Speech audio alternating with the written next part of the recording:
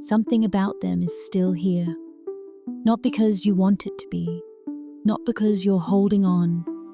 You've tried to put it down, to think about something else, to fill the space with anything else.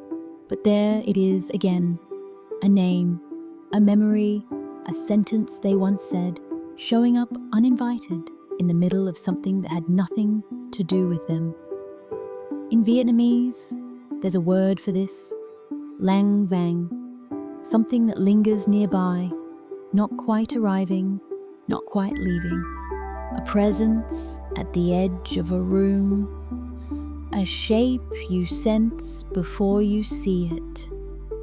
You didn't call it here, and it isn't something you have to fight.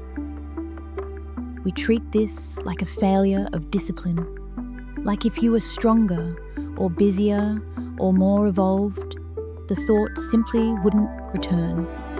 But the mind doesn't work by command. You cannot order a thought to leave the way you'd ask a guest to go home. The more you push against it, the more it seems to press back, like water finding the one crack in a wall you thought was sealed. This isn't weakness. It's how attention behaves when something once mattered enough. And lảng vảng doesn't ask permission. It doesn't knock. It's simply there at the periphery, the way certain songs are already playing in your head before you notice you're humming them. Think about the moments it shows up. Rarely when you're already thinking of them. It arrives sideways, in the pause between songs on a drive, in the second before you fall asleep, in a stranger's laugh that sounds nothing like theirs, and somehow still summons them anyway. You didn't invite it, and the instant it arrives, some part of you tenses, braces, as if this thought were a threat to manage rather than a visitor passing through. So you do what you've always done. You push it down, you distract yourself, you tell yourself it's been long enough, that you should be past this by now. But pushing a thought away rarely makes it smaller. It just teaches the thought to come back harder, later, when your guard is down. This is the part no one explains. The harder you try not to think of something, the more room it takes up in your mind. Suppression isn't the opposite of obsession. It's often the very engine of it. So the cycle continues. The thought arrives, you fight it.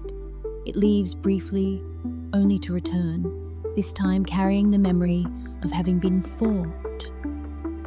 And slowly, you start to believe something is wrong with you for still thinking of them. That the thinking itself is the problem. There is an older approach to this than the one most of us were taught. It comes from a teaching called Nhận, recognition. Not chasing a thought away, not holding on to it either. Just naming that it is here. Jung loi keo hoak, sua joy. Don't pull it closer, don't push it away. Just recognize it. If it has come, know that it has come. If it has gone, know that it has gone. Like a gatekeeper who doesn't judge who passes through, only notices calmly who is arriving and who is leaving. This changes what happens next. The moment you stop treating the thought as an intruder, it stops needing to force its way back in.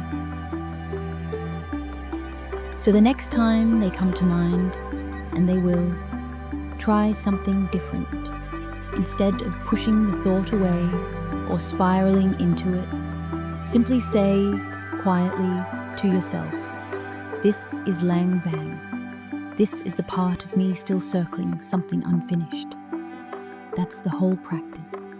Not analysis, not a story about why, just naming what is true in this moment.